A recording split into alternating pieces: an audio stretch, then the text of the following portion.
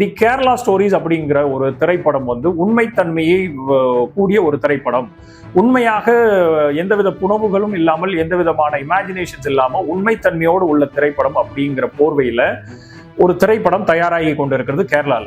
தி கேரளா ஸ்டோரிஸ்ங்கிற இந்த திரைப்படம் வந்து ஒட்டுமொத்தமாக டிவிசிவா பாகுபாடுகளையும் பிரிவினைகளையும் மத மோதல்களை உண்டு பண்றதுக்குரிய எல்லா அம்சங்களோடு இந்த படம் திரையிடப்படுறதுக்கு ரெடியா இருக்குங்கிற ஒரு போர்வையில 5/5/2023 இந்த படம் ரிலீஸுக்கு வருது. ஆனால் இதற்கு 6 மாதங்களுக்கு முன்னாடியே இந்த படம் வந்து ஒட்டுமொத்தமாக பிரிவினைவாதத்தை தூண்டுகிற படம் அப்படிங்கிற ஒரு குற்றச்சாட்டோடைய மினிஸ்ட்ரி ஆஃப் இன்ஃபர்மேஷன் பிராட்காஸ்டிங்குக்கும் சென்ட்ரல் போர்ட் ஃபார் ஃபிலிம் சர்டிஃபிகேஷனுக்கும் சிபிஎஃப்சிக்கும் உள்துறை அமைச்சத்துக்கும் புகார் கடிதங்களை அளிக்கிறார்கள்.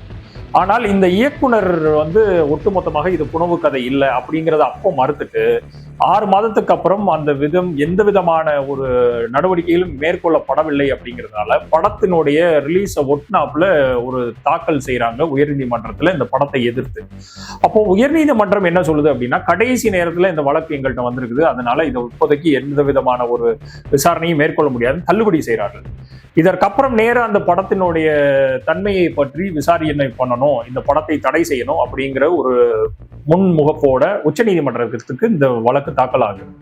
அப்போ உச்சநீதிமன்றம் இந்த படத்தை வந்து நாங்கள்லாம் பார்த்துட்டு தான் அதுக்கப்புறம் தான் தீர்ப்பு சொல்லணும் அப்படின்னு எந்தவித இடைக்கால உத்தரவுகளையும் பிறப்பிக்காமல் ஜூலைக்கு அந்த படத்தை பத்தின விசாரணை அறிக்கையை தாக்கல் செய்யணும்ட்டு ஜூலைக்கு தள்ளி வச்சிடுறாங்க அந்த படத்தினுடைய மேல் விசாரணைக்கு.